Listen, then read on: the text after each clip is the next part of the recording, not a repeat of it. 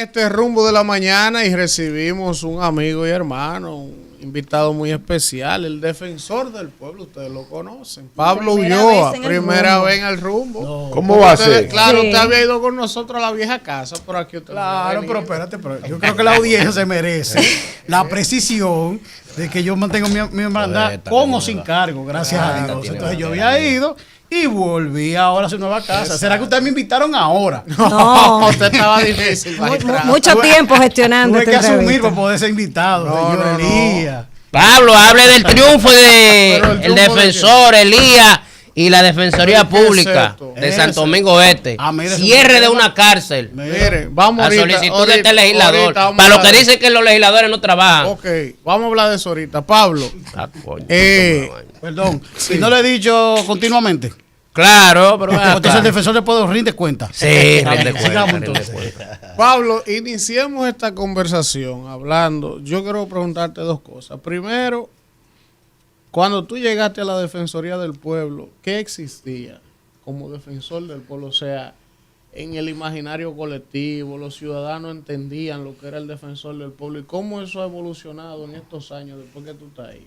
Eso por un lado. Y lo otro, lo que te preguntaba fuera del aire, yo comentaba temprano mi preocupación y hacía un llamado al amigo Román Jaques, presidente de la Junta Central Electoral, por un titular que ha salido en el Diario Libre hoy, de que se hizo una auditoría a los equipos tecnológicos de la Junta y que arrojaron graves deficiencias de seguridad cibernética.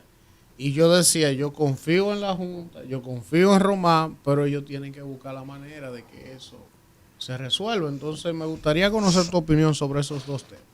Primero darle las gracias y los buenos días a cada uno de los oyentes y a ustedes como tal. Y reiterarle mi agradecimiento en el momento de que me postulé por el apoyo asumido como tal y ahora en todo el momento de la gestión, sean cosas buenas o malas, tener fuentes de información como ustedes. Cuando digo mala pueden ser críticas porque uno es un ser humano y comete errores. Claro. Y buenas pueden ser algunos aciertos que puede uno hacer. Desde el punto de vista de la primera pregunta, ciertamente nosotros incluso hicimos una encuesta al segundo año de gestión, al primer año, perdón, que era para saber el conocimiento de los ciudadanos de los derechos fundamentales. Y lastimosamente, el último quintil, o sea, los jóvenes más pobres de 18 a 24 años, en un 60% no conocen sus derechos. Por lo tanto, estamos hablando de una sociedad que no va a poder reclamar y no va a poder exigir lo que le corresponde por derecho, pero tampoco va a poder ejercer sus deberes fundamentales. Y cuando tenemos ese espectro, entendemos incluso los elementos de conflictividad que podemos tener como nación, las convulsiones que pueden haber por reformas que no se concluyen, que se quedan truncas. Por ejemplo, la seguridad social es un ejemplo vivo de que se aprueba una ley, se modifica 6 o 7 años y al fin y al cabo la ley plantea una modificación y no se logra. Y además, la parte fiscal ni hablar, por la parte de informalidad que tenemos y otros aspectos. Desde el punto de vista institucional, indiscutiblemente nosotros mantuvimos la gran mayoría no, quizás salieron algunos técnicos y toda la parte de recursos humanos por darle continuidad al Estado. También se asumió una decisión política que en términos personales quizás yo lo hubiese hecho de otra manera y era la construcción de la sede central en un lugar particular, el cual este año nosotros ya la entregamos a la sociedad dominicana. Ha sido un esfuerzo tesonero porque realmente se ha tenido que hacer reajustes, reorganización y muchos elementos desde el punto de vista ingenieril. Y ustedes entenderán que yo llegué a gestionar una institución de garantía de derechos, no a hacer infraestructura. Y yo le ponía el ejemplo en un medio que quizás para otra persona hubiese sido sumamente fácil rescindir ese contrato y buscar unos ingenieros amigos que cumplieran la parte civil, la parte eléctrica, la parte sanitaria, pero por un principio de continuidad del Estado nosotros hemos querido asumir ese mismo contrato con los mismos contratistas para que nadie pudiera osar cuestionar cualquier tipo de decisión de carácter administrativo.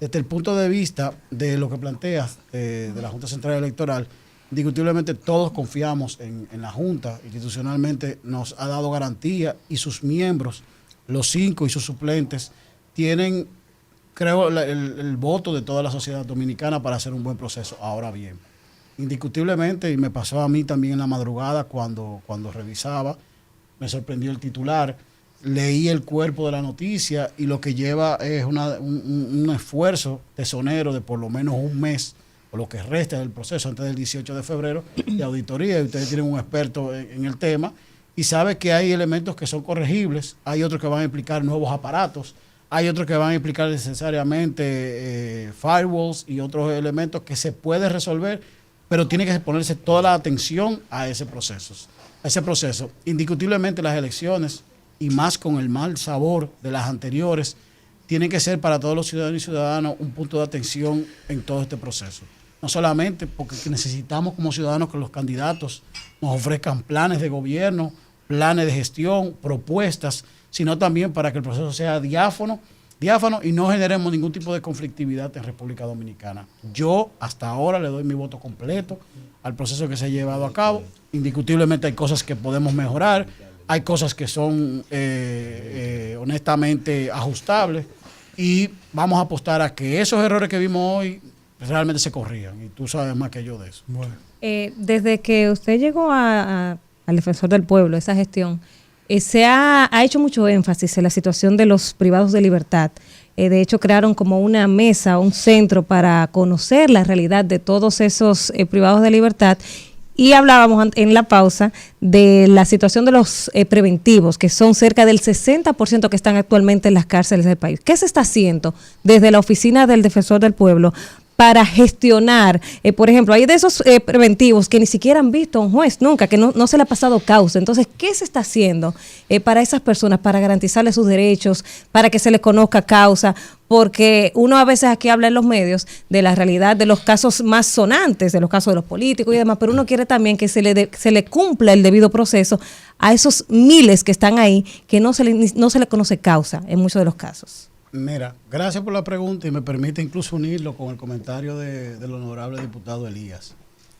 Justamente el Defensor del Pueblo ha visitado todas las cárceles de República Dominicana, y el día 25 retoma su agenda de cada 15 días visitar una cárcel o un centro de privado de libertad.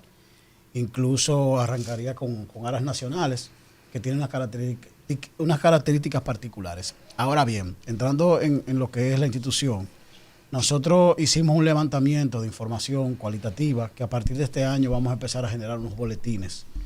Además, cuantitativamente se hizo un levantamiento que vamos a profundizar a partir del mes de marzo para generar también otra información. Ambos, tanto el análisis cualitativo y cuantitativo, va a permitir que nosotros al final del año podamos entregar a la sociedad dominicana un informe que es de vuelta a las cárceles. ¿Y por qué? Elías mencionaba, y perdóname honorable que lo tuteé, mencionaba un caso de una cárcel que a iniciativa de él y del fiscal de la zona, el Defensor del Pueblo fiscalizó, incluyó a Defensa Pública y la cerramos. Y quiero hacer el comentario, un poco, me voy a extender, pero para que ustedes entiendan la realidad penitenciaria. Esa cárcel, y tengo aquí un honorable, no estaba dentro del registro del sistema penitenciario. ¿Cómo? Estaba debajo de un destacamento en Santo Domingo Oeste, la de área nacional, un sótano al lado de una cañada. Se llamaba La Carcelita y era realmente Villa Colina. Esa cárcel tenía casi 240 privados de libertad en un espacio que no cabía más de 50 personas. Ahí está el honorable, como tal. Había una cárcel común donde estaba todo el mundo, y había una carcelita pequeña que cabían 15 personas que todos pagaban diario para estar en esa cárcel. En un ejercicio de fiscalización, el honorable toca la puerta del Defensor del Pueblo, hacemos el proceso de fiscalización, y el sábado en la mañana, eso fue un martes, el sábado en la mañana vamos y aparecieron un sábado a la 1 del día 52 resoluciones para mover a los presos en diferentes lugares. Todo el que me está escuchando sabe que no es verdad que un sábado a la 1 del día se generaron esas resoluciones. Esas resoluciones estaban engavetadas, y por esas resoluciones las personas que estaban llevando la seguridad de esa cárcel, que era mixto, por lo tanto no puedo echarle la culpa inmediatamente a la policía porque habían efectivo incluso del ejército, cobraban. Ahora, tú lo decías ahorita, había un caso que a mí me sorprendió mucho, que era un señor que trabajaba, y lo digo con la institución, en Edesur. Tenía un mes privado de libertad y no había ido al juez. Un mes allá adentro.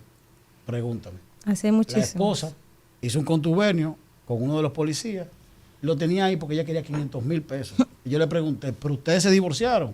No, ellos viven entre casas. Todo el que me escucha que de barrio sabe lo que vivía entre casas. él pagaba la manutención del muchacho, pagaba todos los gastos de la casa, porque vivían dentro. Ya no eran pareja, pero vivían juntos. Entonces hizo un contubernio, logró que lo metieran preso y el tipo tenía un mes. Prácticamente iba a perder el trabajo. Se logró, por un proceso legal, aparte de lo que le estoy contando, cerrar la cárcel. Pero, oh, sorpresa, el Ministerio Público nos apeló la sentencia. Ya luego se concluyó el proceso y ya los privados de libertad están en un espacio digno.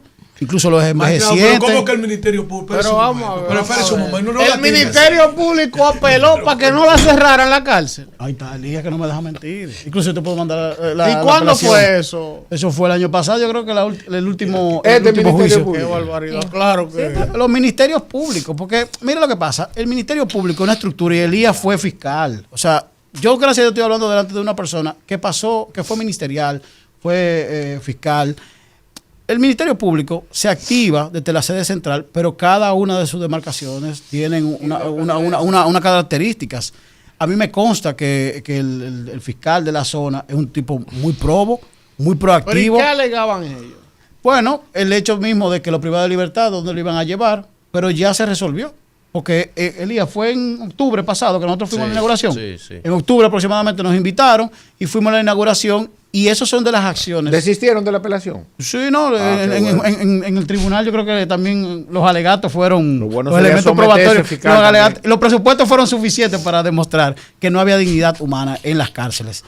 Por lo tanto, me uno a la pregunta y quise hacer ese preámbulo para que la gente entendiera un poco la parte penitenciaria. Porque si existe una razón por la cual nuestras cárceles tienen unas características tan indecorosas y que tenemos que vernos en el ejemplo de Centroamérica, es por el hacinamiento.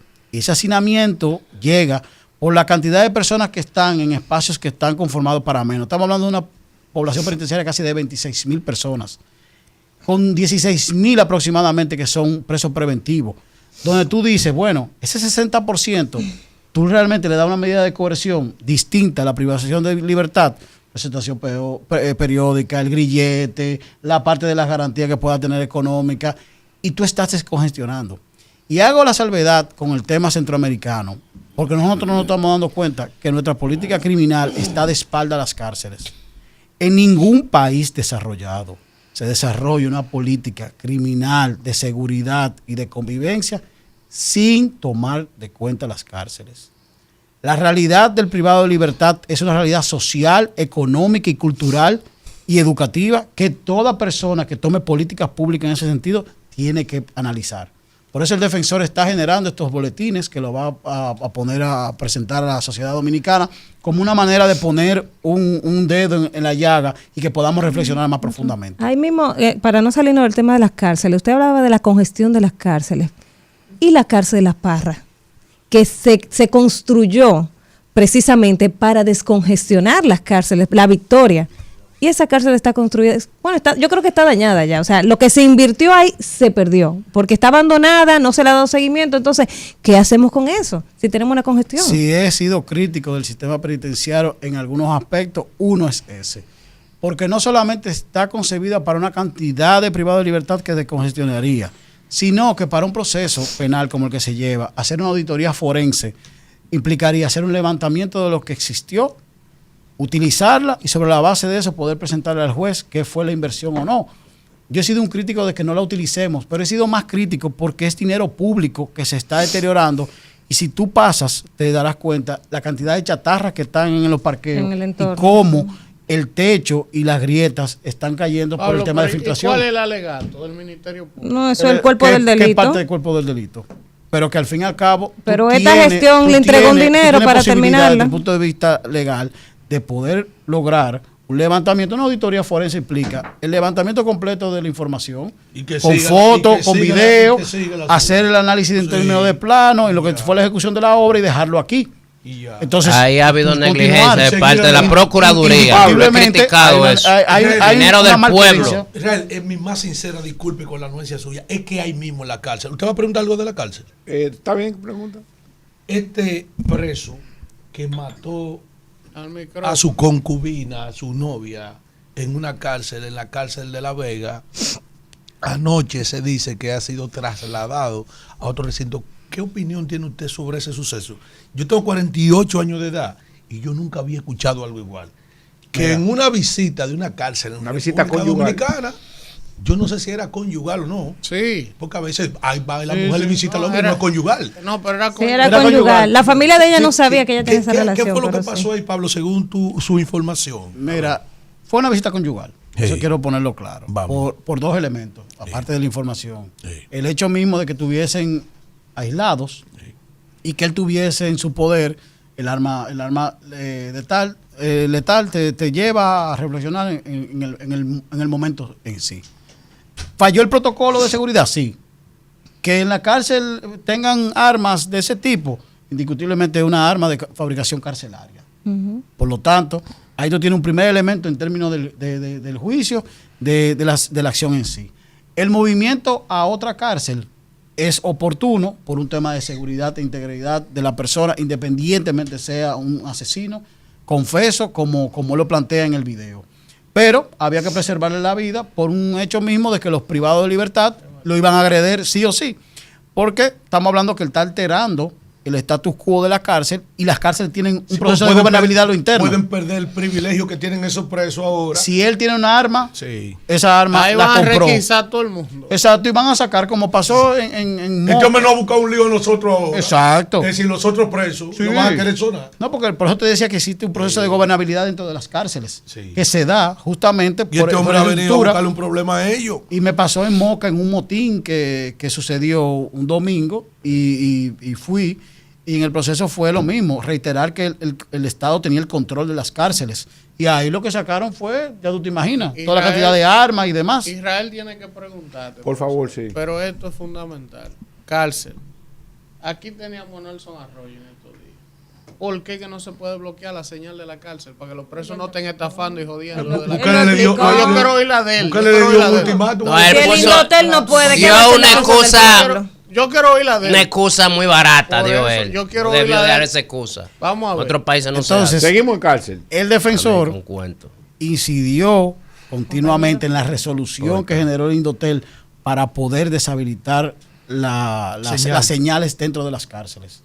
Si hay algo que también nosotros incidimos fue en la instalación de los teléfonos, y tú puedes ir a Najayo, hay una cantidad de teléfonos instalados, porque fruto de la deshabilitación de los teléfonos, de los celulares, tienen que habilitar teléfonos fijos, como pasa en todas las cárceles. Si tú vas a Estados Unidos, si tú vas a España, tú vas a ver ese sistema. ¿Por qué aquí no se puede? Entonces, ahí entra el punto. Nosotros no somos ejecutantes. Nosotros criticamos e incidimos, por ejemplo, en actos administrativos como la resolución de Indotel y la presión para que se instalen en Najayo.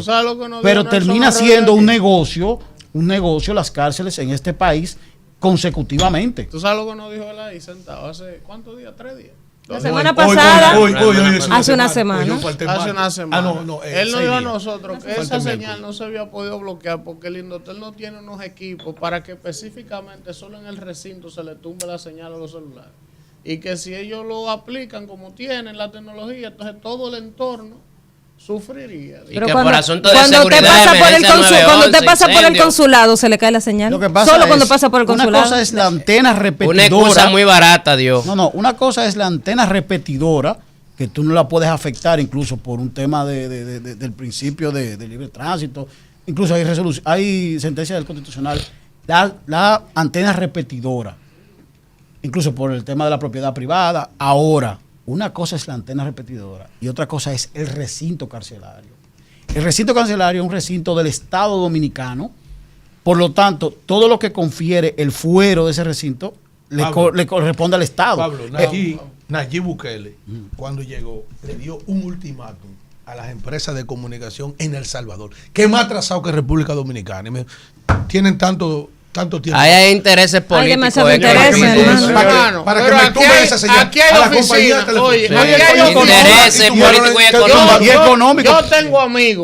Yo tengo amigos, oficinas que usted entra y no hay señal ahí adentro nada. Con un dispositivo que la tumba. Pues usted me va a decir a mí que en la cárcel no puede ver. Intereses políticos y económicos. Estoy diciendo que es un tema de negocio porque son intereses económicos y políticos que confluyen en un recinto que eminentemente se maneja sobre la base de una gobernabilidad que es el poder. ¿Y el poder que te lo da?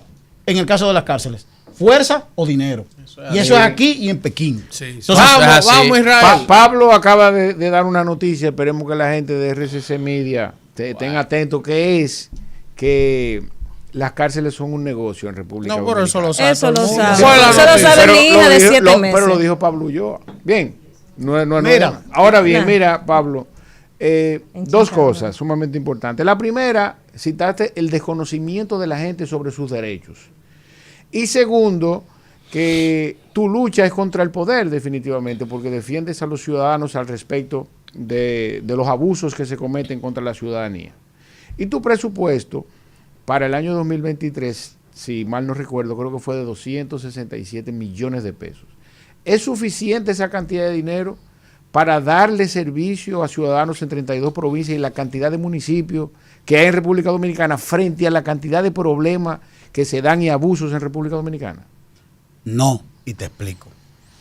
¿Y cuánto tú necesitarías? A la llegada de esta gestión, el presupuesto del Defensor del Pueblo nunca se había aumentado. Estábamos hablando que teníamos un presupuesto de 168 millones de pesos. Esta gestión en 2 años ha logrado duplicar el presupuesto del Defensor del Pueblo. ¿Sobre qué principio? La eficiencia y la rendición de cuentas. Aún con esas limitaciones presupuestarias que pueda haber, cubrir a nivel nacional, nosotros hemos hecho 3 aspectos. 1, se ha creado un data warehouse con pasantes del ITLA y un maestro en ciencia de datos dominicano, egresado del Politécnico de Milán, que permite hacer un monitoreo de la gobernabilidad de República Dominicana a través de la metadata. 2, se instaló un CRM que nos permite interactuar con todas las redes sociales, el WhatsApp Business que se convirtió, la aplicación y la página web que se creó. Y eso ha permitido una interacción de 14,000 casos en el año pasado, y este año sobrepasamos los 12,000, entre reclamaciones, quejas, orientaciones y demás. 3, se creó un software de trazabilidad para que todo el ciudadano que reclame al Defensor del Pueblo sepa dónde está su expediente y en qué tiempo. La ley plantea 60 días, nosotros trabajamos en cuestión de días la respuesta al ciudadano. 4, y es muy importante, cada año, el 14 de junio, a solicitud de esta gestión, los presidentes de cámara se reúnen para escuchar el informe de rendición de cuentas del Defensor del Pueblo. El 14 de junio. La 1901 nos solicita mandar un informe al Congreso de la República. Esta gestión decidió que no, que por un tema de responsabilidad tenemos que ir. Incluso la invitación se le manda a todos los legisladores a los fines de que puedan asistir, pero los presidentes de Cámara están presentes y nosotros les rendimos cuenta. 5, el despliegue que nosotros hemos hecho ha sido en base a la educación, por eso más de 15 títulos de formación y las estrategias relacionadas con las mesas comunitarias, la itinerancia, las visitas que se realizan de fiscalización y un trabajo profuso en términos de redes sociales, porque es lo que nos permite, ojalá nosotros tener más presupuesto para poder impactar más. Se supone que ya a partir de este año tendremos la madurez con este informe y con otras iniciativas que nosotros venimos para poder ampliar a nivel de otros lugares. Yo creo, y siempre lo he pensado en mi vida, que tú tienes que trabajar sobre la base del resultado. No hacemos nada abriendo una oficina que no sirva más allá que para nombrar a una persona. Yo creo que esa oficina tiene que ser una demanda ciudadana sobre la base de la conflictividad o los casos que ameriten, sea San Cristóbal, Santiago, sea cualquiera de índole de densidad poblacional o conflictividad que pudiera dar. Para poder abrir una oficina tiene que ser una demanda real, porque esto es un país pobre. Y nosotros no podemos darnos el lujo de tener oficinas por tener oficinas. Tiene que ser sobre la base de los casos que se puedan resolver. Uno de los elementos que nosotros sí planteamos es justamente la cantidad de dinero que le devolvemos al ciudadano, sea del Estado, como servidor público o sea un ciudadano normal, para hacer un cálculo de tasa de retorno, para que se vea con apenas ese presupuesto lo que hemos podido lograr en estos años. Por ejemplo, ¿cuánto han podido ustedes retribuirle a los ciudadanos que han ido a hacer reclamaciones allá? Mira, yo te digo, te pongo un caso. Los 28,000 docentes que se le indexó la pensión en su momento, eso fue un impacto casi de 1.500 millones de pesos. Y inició en un proceso interesantísimo, te lo digo desde el punto de vista, con el respeto que me amerita el que fuera ministro de Educación, porque llegaron los pensionados con 2 casos particulares, que era la indexación de la pensión, que por ley del 2007 está, y 2 resoluciones del INAVIMA y nunca se había hecho, y el tema del seguro de salud luego de que son pensionados. El segundo punto se le dijo, tenemos que discutirlo con el Consejo Nacional de Seguridad, y el primero, podemos hacerlo frente al ministerio. En su momento se activó un acto de alguacil por un tema de que íbamos al tribunal administrativo. El ministro en ese momento, Fulcar, nos sentamos, se hizo un proceso de mediación y se logró una indexación de un 10%. Pero te pongo casos particulares, es una población, casos particulares, por ejemplo, como el caso del Correo, que en un momento hubo una desvinculación sin criterio, llevándose 45 técnicos, y eso tuvo un impacto de casi 90 millones de pesos porque se pagaron salarios vencidos y no pagados, más la indexación propia de la liquidación que le corresponde a aquellos que les correspondían. Y eso fue un caso que trascendió porque el incumbente en su momento no entendió lo que se estaba pidiendo y lo que respondió fue con un acto de alguacil al defensor del pueblo y procedimos legalmente a nivel de corte para poner 2 casos, pero te puedo hablar de título de propiedad en Bauruco, te puedo hablar la mediación, por ejemplo, que hicimos a solicitud del Poder Ejecutivo y el mismo pueblo de San Francisco del caso de los MUNE, que eran 2.700 millones de pesos a 2.700 familias por un tema de una transacción que se hizo dentro de una empresa. Se me ocurren esos 3 que implican dinero, pero desde el punto de vista de lo que es el derecho, mira, hay un título de propiedad ahí de creo que es 19 o 20 millones de pesos que le debían a un ciudadano hace 30 años. Apartamentos que no tenían título de propiedad, que el Estado incluso lo estaba usufructuando, que pudimos lograr que se le devolvieran. Para mencionarte 5. Pudiera mencionar aquí casos interesantísimos que implican incluso análisis en universidad. En ese sentido, Eliga, ¿va a hacer una pregunta a usted? Sí. No, yo tengo una pregunta. Pero hay que dejarlo a ustedes. No, hay que dejarlo a ustedes. No, pero está hablando de ese tema. No, vamos, Elías. Pablo, se habla mucho de la prisión preventiva. Pero de la que yo... No va a romper el tímpano. Yo estoy en contra de la pena anticipada de la prisión preventiva siempre y cuando no sea un peligro para la sociedad. Porque tenemos gente que tú lo agarras hoy, que se robaron una batería de un inversor, al otro día el juez le da libertad y a pasado mañana ya se está robando otra batería. Entonces un peligro tiene que mantenerlo en prisión. Y los jueces se han cogido con la pena anticipada de los casos de corrupción, con el módulo, darle prisión 18 meses, que es ilegal. ¿Qué tú crees? O sea, para darle a la ciudadanía, porque se habla, bueno, no quieres prisión para los corruptos, pero entonces al que se roba la gallina que está en prisión, que es el peligroso. ¿Cómo tú crees que se podría resolver para que haya, digamos, justicia, tanto para el rico corrupto como para el ladrón que se roba la batería todos los días, que solamente se dedica a eso y que es un peligro a la sociedad, que también haya garantía de que estén en sus casas, como yo exijo que una persona que no es peligrosa esté en sus casas? ¿Qué tú crees que se puede hacer ahí? Mira, hay muchos elementos que confluyen en una prisión y tú lo sabes. Por ejemplo, el caso de la batería me da a entender un caso que yo vi en algún momento, donde tú tienes que buscar el trasfondo. ¿Por qué robaba el señor de batería y retrovisores? Porque era adicto. Entonces es un tema de salud pública. Así como ese caso, tú vas a tener 300 o 400 enajenados mentales dentro de las cárceles ahora mismo. Así tú vas a tener personas con VIH y tuberculosis dentro de las cárceles, que son enfermedades no transmisibles que debieran estar libres. Pero ahí entra un criterio del juez, que también el Ministerio Público tiene que asumir. ¿Cuál es en sí el proceso que tú estás juzgando? El acto delictivo. Por eso yo creo que las cárceles en República Dominicana tienen que reestructurarse sobre la base del tipo de delito. Porque no es lo mismo una persona que roba una batería, una persona que asesina. No es lo mismo una persona que hace un fraude piramidal o un fraude inmobiliario con una persona que vendió cocaína. Porque tú estás afectando a la sociedad de diferentes formas. Ahora, en todo país desarrollado, las cárceles tienen desde normal hasta máxima seguridad y tú vas moviendo a los privados de libertad. Yo considero, como defensor del pueblo y como Pablo, que la libertad es un valor existencial. Por lo tanto, la privación de la misma tiene que ser sobre la base de hechos fehacientes y reales, que impliquen un atentado a la sociedad o de alguna manera puedan ser elementos que te puedan inducir a tú privarte del proceso. Por lo tanto, ahí hay un tema relacionado incluso del criterio mismo de la aplicación de la pena. Hay un elemento que implica dinero, que son los grilletes. Indiscutiblemente el costo por mes para una clase social es imposible y ahí el Estado tiene que vincularse. porque los grilletes son mecanismos que tú puedes utilizar para no tener que dar prisión preventiva. Pero el costo mensual son casi $400.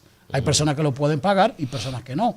Las que no tienen que entrar en un proceso de alguna manera u otra con el Estado, donde él asuma esa posibilidad, porque son 7 medidas de coerción. Lo que pasa es que nos vamos inmediatamente a la prisión preventiva por populismo en algunos momentos, sí, por el elemento del juicio previo, y a veces incluso porque es más fácil, porque muchos de los fiscales, y tú lo sabes, por la cantidad de casos que tienen que copiar y pegar.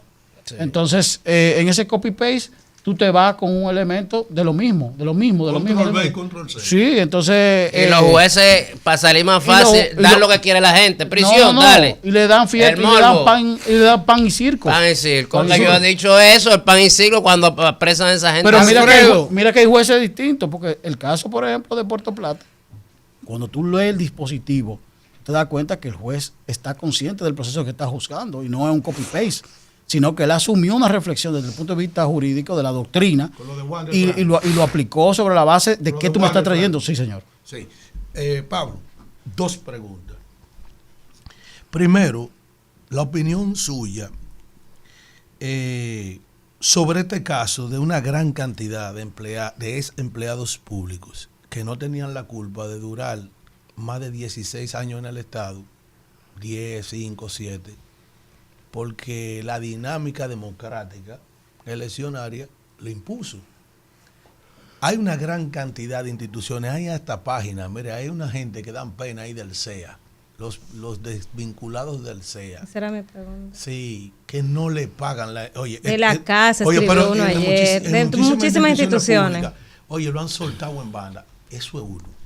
Y esta sí es importante, y yo quisiera tu reflexión sobre eso. El magistrado Milton Ray Guevara, antes de irse, de una impronta, de un trabajo magistral en el establecimiento del Tribunal Constitucional, habló de más de 70 sentencias que el Poder Ejecutivo ha desacatado. Y en esas sentencias hay de todo. Hay hasta militares de alta graduación que el Tribunal Constitucional le ha pedido hasta su restitución después de agotar múltiples procesos. Y el presidente de la República ha desacatado todas las sentencias en un Estado de Derecho, oigan bien, del más alto tribunal de la República Dominicana. ¿Cuál es tu opinión sobre eso, Pablo? En el primer punto, sí, incluso me consta el caso del CEA, porque nosotros tenemos, creo que son unos 30 y tantos casos allá, y pasando balance a final de año ya se habían pagado casi 2 millones de pesos de los casos que nosotros tenemos. Tú dirás, ¿son muchos, son pocos? Yo tengo que hablar sobre la base de los casos que yo estoy apoderado dentro de la institución. O sea, el que ha ido allá ha encontrado una vía de solución. Gracias a Dios, poco a poco se ha ido resolviendo los casos. Y aclarar, Pablo, que no es el presidente de la República. Las sentencias van dirigidas a diferentes instituciones. Ahora voy a lo segundo. Él no ha respondido. Aclárale eso. Lo primero, estamos claros que hay un proceso irresponsable del Estado, doloroso, donde desvinculamos sin la previsión presupuestaria para los fines. Y yo creo que esa práctica se ha roto, quizás muy probablemente por el caso de Impostón que hacía mención anteriormente, porque era muy fácil desvincular y olvidarse. Y luego tú lo mandas de deuda pública y que Dios lo ampare. Incluso yo hablando del tema, hay unos 160 y tantos cheques previstos en el CEA a los fines de ir a retomarlo, a recogerlo, lo cual puede ser un aliciente para muchas de esas familias que tú planteas. Atención, lo desvinculado del CEA. La otra pregunta. Entonces voy a la segunda pregunta. Esa sí es fuerte, Pablo. No, por lo siguiente. Vamos a ver, Pablo. Alfredo, tú sabes que yo fui el primer director ejecutivo del Constitucional, ¿verdad? Sí, ¿verdad? Sí. Pablo viene de ahí. Pablo viene de ahí. Sí, entonces, sí, a mí me tocó, gracias a Dios y al primer pleno, empezando por su presidente, don Milton Ray Guevara, poder armar desde el RNC hasta las certificaciones ISO de la institución. Lo único que te puedo decir del Constitucional son cosas buenas, pero específicamente se creó una unidad de seguimiento de sentencias.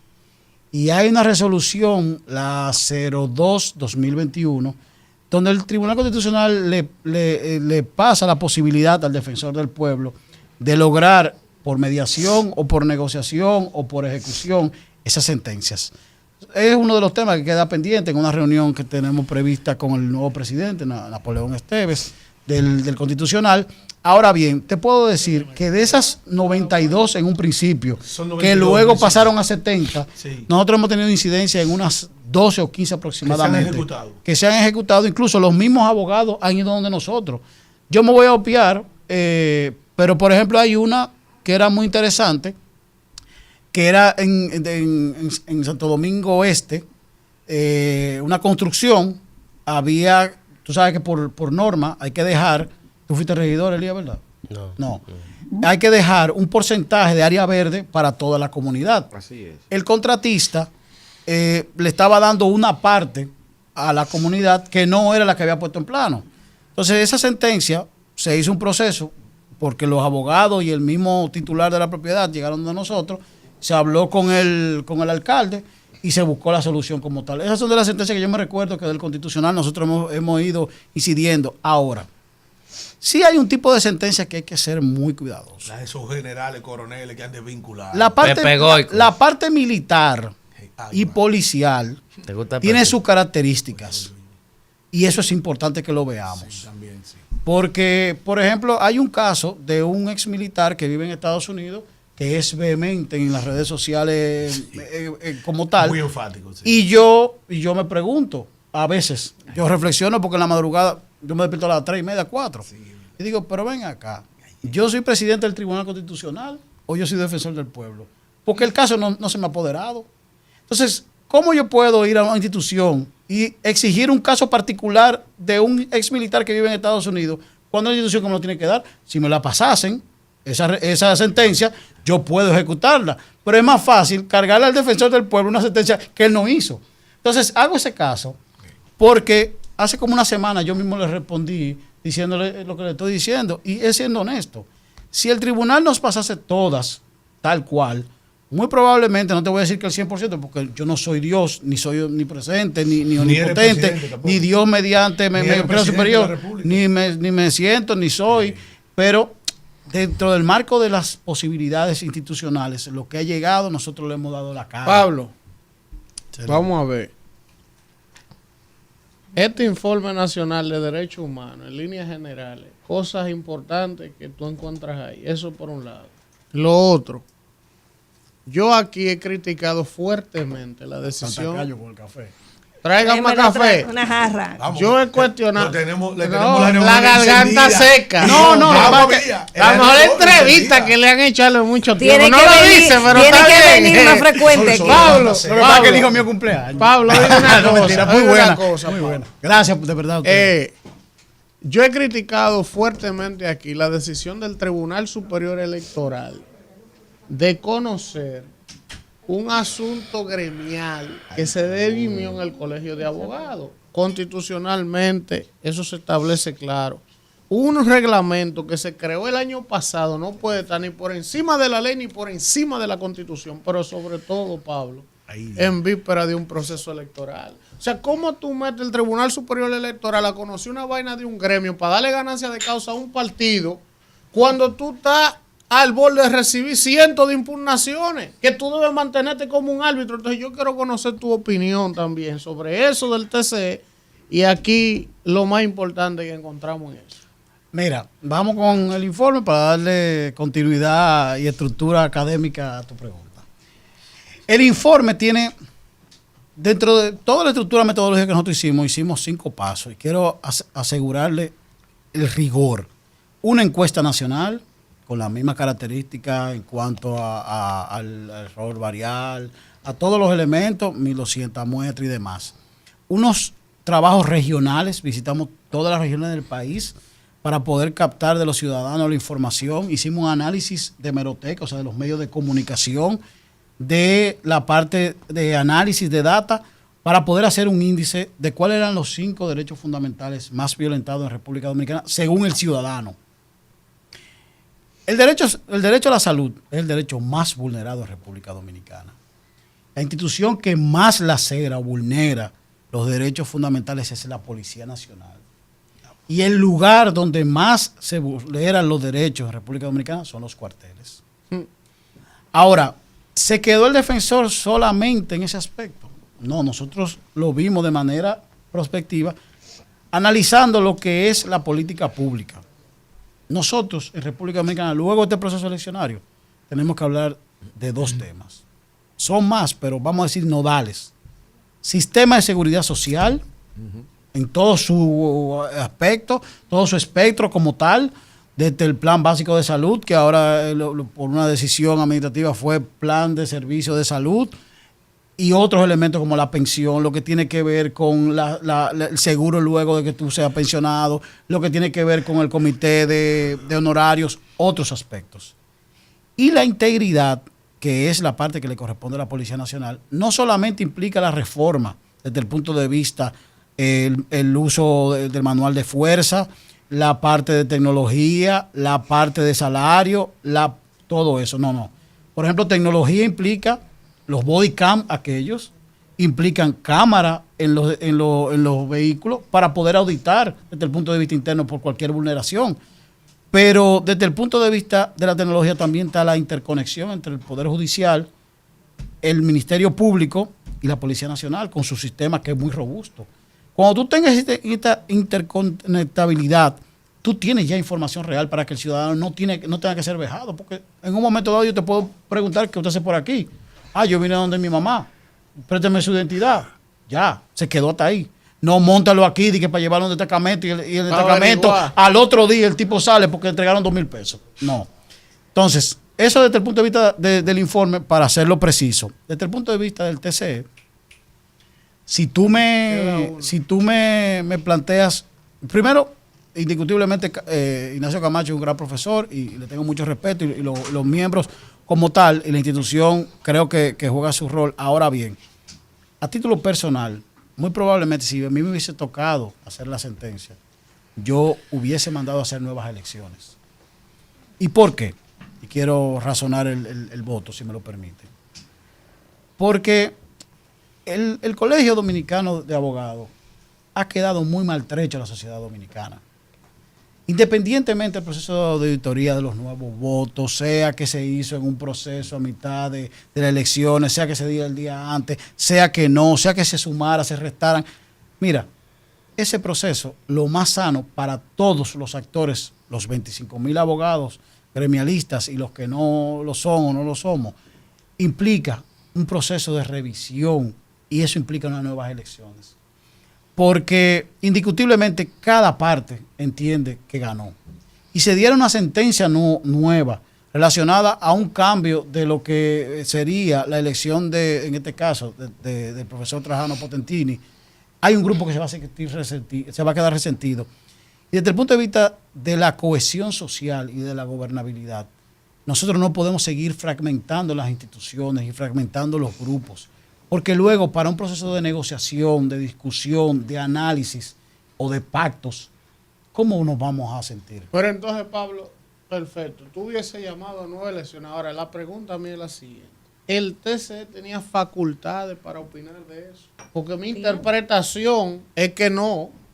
O sea, el TCE, previo a unas elecciones municipales en un mes y unas presidenciales, que tiene que estar enfocado en eso. A mí me elevan un recurso y yo soy el TCE digo, no, a mí no me traigan eso aquí. Yo no tengo facultad para eso, es una vaina de gremio. Busquen quien resuelva eso. Mira, vayan al TCA. Pero eso es lo que yo quiero saber. Si tú estás de acuerdo con que el TCA haya opinado sobre ese tema. Mira, haya decidido. O decidido, porque no opinó, decidió, emitió una sentencia. Mira, con un reglamento interno hecho por ellos, no han parado la ley. Tiene facultad. Hay dos elementos. No tiene facultad. Usted no es el invitado. Tiene el reglamento. Usted no es el invitado. Claro, se tiene que ir el invitado. Y tengo una pregunta. Hay dos elementos. Hay una fiscalía electoral que se creó en la ley que debió ser activada a los fines. Y segundo, indiscutiblemente en el dispositivo, el TCE da los argumentos de por qué él puede conocerlo.